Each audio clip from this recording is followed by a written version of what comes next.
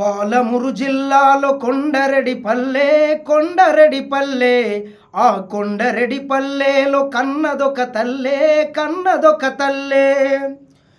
ఉగ్గు పాలల్లో పౌరుషం పోసినాదో పెద్ద పులిలాగా గాండ్రించి లేసినాడే పోరు కథలెన్నో సిననాడు చెప్పినాదో జోరు మీద తన పోరునే చేసినాడే నిప్పై నినదించి తప్పునే అదిరించి బెదిరించి నినదీసినాడే రంగు రంగులు అద్ది నా సేతితోనే ఆ సేతితోనే 3 రంగుల జెండ ఎగరేసినాడే రేవంతన్న జూడే గర్వమెక్కిన గడికి గుండయినాడే దండయినాడే గర్వపడేలా గడ్డ పాలిస్తూ ఉండే రేవంతన్న జూడే. కల్వకుంట్ల చంద్రశేఖరరావు గారు 2001లో టీఆర్ఎస్ పార్టీని స్థాపించిన తర్వాత మొట్టమొదటిసారిగా 2002లో టీఆర్ఎస్ పార్టీలో చేరినటువంటి ఒక పాలమూరు ముద్దుబిడ్డ కొడంగల్ కొదమ సింహం తెలంగాణ రాష్ట్ర ముఖ్యమంత్రి రేవంత్ రెడ్డి గారు ఆనాడు కల్వకుంట్ల చంద్రశేఖరరావు గారు కార్కు ఈఎంఐ కూడా కట్టలేని పరిస్థితిలో ఉంటే ఆనాడు తెలంగాణ రాష్ట్రం కోసం ఎన్నో కార్యక్రమాలు చేస్తే దానికి ఎన్నో కార్యక్రమాలను తన సొంత పైసలతో నిర్వహించినటువంటి ఘనత రేవంత్ రెడ్డి గారిది.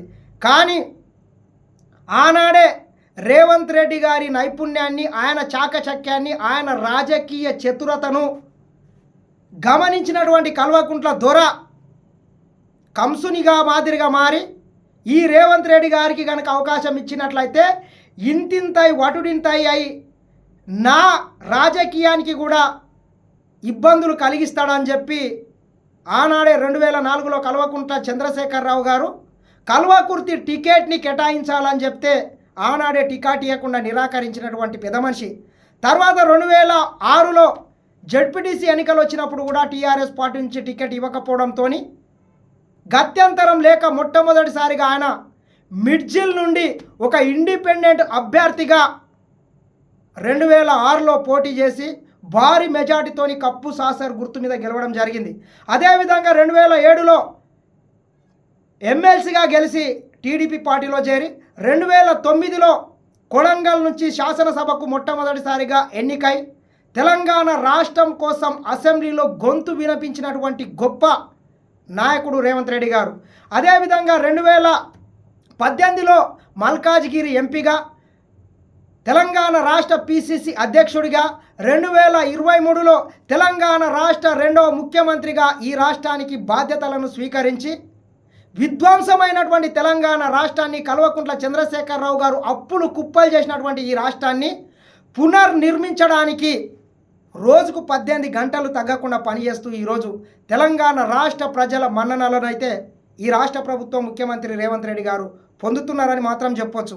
ఏది ఏమైనా ముఖ్యమంత్రి రేవంత్ రెడ్డి గారు ఇంతింతై వటుడింతై అన్నట్లు ఆకాశమంతకు ఎత్తి ఎదిగిన కొద్దీ ఒదిగే తత్వాన్ని, పెద్దలకు గౌరవించే తత్వాన్ని నేర్చుకున్నటువంటి గొప్ప మనసత్వం కలిగినటువంటి నాయకుడు.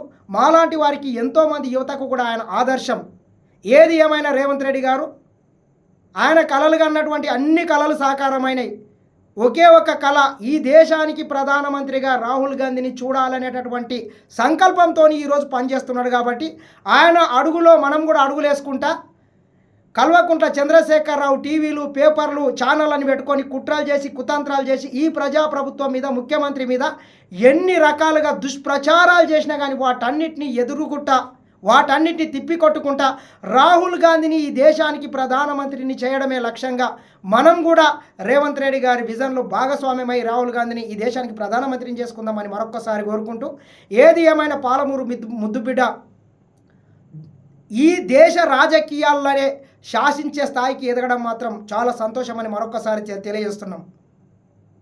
దక్షిణ భారతదేశాన్ని కేంద్ర ప్రభుత్వం చిన్న చూపులు చూడడమే కాకుండా ఈ దక్షిణ భారతదేశ హక్కుల్ని హరించే విధంగా చట్టాలను తీసుకొస్తే కూడా ఈ దక్షిణ భారతదేశానికి సంబంధించినటువంటి ముఖ్యమంత్రులని అందరినీ కూడా ఏకతాటి మీదకి తీసుకొని వచ్చి ఈ దక్షిణ భారతదేశానికి కేంద్రం చేస్తున్న అన్యాయాల మీద కూడా ఎదిరించినటువంటి ధైర్య సాహసి అని మాత్రం చెప్పొచ్చు. ఏది ఏమైనా ముఖ్యమంత్రి రేవంత్ రెడ్డి గారికి మరొకసారి ప్రత్యేకంగా శుభాకాంక్షలు, ప్రత్యేకంగా ధన్యవాదాలు.